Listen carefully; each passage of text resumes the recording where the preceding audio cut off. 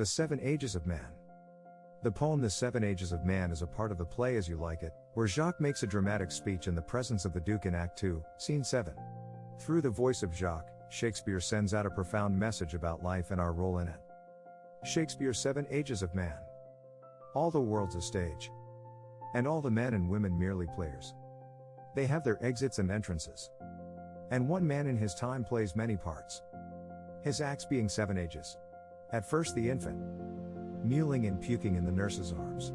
Then, the whining schoolboy with his satchel and shining morning face, creeping like snail, unwillingly to school.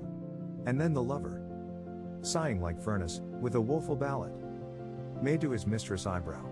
Then a soldier, full of strange oaths, and bearded like the part, jealous in honor, sudden, and quick in quarrel, seeking the bubble reputation, even in the cannon's mouth. And then the justice, in fair round belly, with good cape on lind, with eyes severe, and beard of formal cut, full of wise saws, and modern instances. And so he plays his part. The 6th age shifts into the lean and slippered pantaloon, with spectacles on nose, and pouch on side.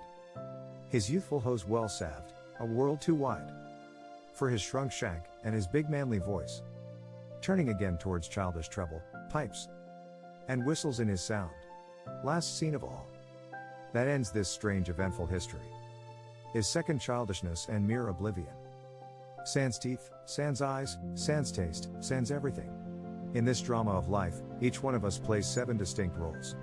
This, the author says, is the 7 ages of man. These 7 roles begin at birth and end with death. Stage 1, Infancy. Birth marks the entry of man in the first stage of life. An infant in the caretaker's arms is just a helpless child learning to survive. Babies communicate with us through their cries. Having been nourished in the womb of the mother, the baby learns to accept breast milk as its first food. Vomiting is common among all babies. Once a baby is breastfed, you need to burp the baby. In the process, babies throw up some milk. Since babies do nothing most of the day, other than crying and spitting up after feeding, Shakespeare says that the first stage of life is marked by these 2 activities. Babies have been perceived as cute since the beginning of time. They feed and spit up, and between these 2 activities, they also cry. A lot. Young parents know the drill even before they become parents. While babies continue to be puking and mewling little adorable beings, the difference between then and now is that raising babies is a concerted effort between the parents. Stage 2, Schoolboy. At this stage of life, the child is introduced to the world of discipline, order, and routine. The carefree days of infancy are over, and schooling brings about a regimen in the life of a child. Naturally, the child takes to whining and complaining about the forced routine. The concept of schooling has seen a great change since the time of Shakespeare. In Shakespeare's time, school was a forced practice usually overseen by the church. Depending on the status of the parents, a child went to either a grammar school or a monastic school. School began at sunrise and lasted the whole day. Punishments were common, and often harsh. Modern schools are quite unlike their ancient counterparts. While some kids still whine and complain about going to school, many actually love school because of the play while you learn approach to schooling. Modern-day schools have taken a holistic approach to education. Children are taught through role plays, visual presentations, demonstrations, and games. Homeschooling is another option that most parents prefer to formal schooling. Also, with the abundance of online resources, modern education has extended the boundaries of learning. Stage 3, Teenager. Teenagers in medieval times were accustomed to the social etiquette of wooing a lady. The teenager during Shakespeare's time pined for his lover, wrote elaborate verses of love ballads, and mooned over his object of desire. Romeo and Juliet is an icon of romance during the period of Shakespeare's. Love was sensual, deep, romantic, and full of grace and beauty. Compare this love to the teen love of today. The modern age teen is technically savvy, well-informed, and romantically astute. They don't express their love in amorous love letters. Who does that in the age of texting and social media?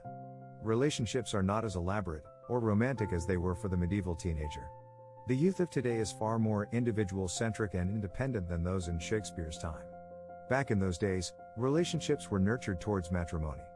Nowadays, marriage is not necessarily the goal of every romantic affiliation. There is more sexual expression and less adherence to social structures such as monogamy. However, despite all these differences, the teenager of today is as angsty as the teenager of the medieval time. They have to deal with unrequited love, heartbreak, and depression just as those in ancient times. Stage 4, Youth. The next stage Shakespeare talks about in the poem is that of a young soldier. In Old England, young men were trained for combat. The young soldier developed an attitude of brash courage, raw passion mixed with the impetuous temper that is characterized by unwarranted rebellion. The youth of today have the same zeal and energy for rebellion. They are far more expressive, vocal, and assertive about their rights. Though the youth of today would not necessarily be enlisted for service in the army, they have enough avenues to form social groups to fight for a political or social cause. With social media platforms and the global reach of mass media, the young can reach their voice to the far corners of the world. A widespread reaction is almost instantaneous because of the global reach and effectiveness of propaganda. Stage 5, Middle Age. Middle age has hardly changed over the centuries. Middle age is the time when men and women settle down and kids, family, and career take precedence over personal indulgences. Age brings wisdom and a sense of peaceful acceptance of realities of life. Idealistic values get pushed behind, while practical considerations become important.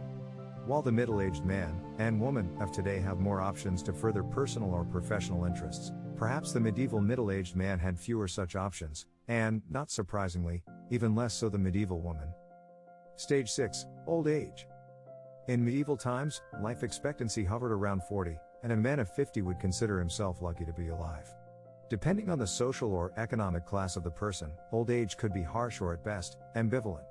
Though the old were respected for their wisdom and experience, most old people suffered due to neglect and degeneration of physical and mental faculties. Those who were oriented towards religious pursuits fared better than the household man. Today, life is alive and vibrant for a 40-year-old. Many senior-aged people, starting in their 70s, in the modern era are still actively involved in social activities, secondary occupations, or hobbies. Also, there are good retirement plans and financial devices available to make old age comfortable.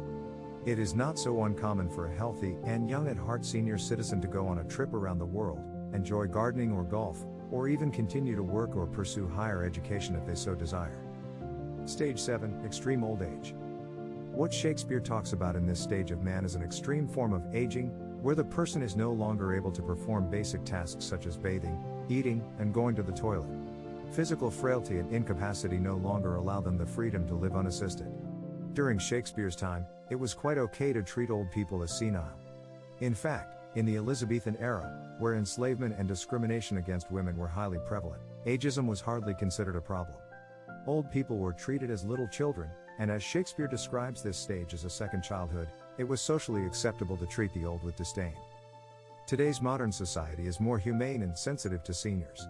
Though ageism still exists and is prevalent in many spheres, with growing awareness, seniors sans teeth, sans eyes, and sans taste still live with the dignity that ought to be afforded to the elderly.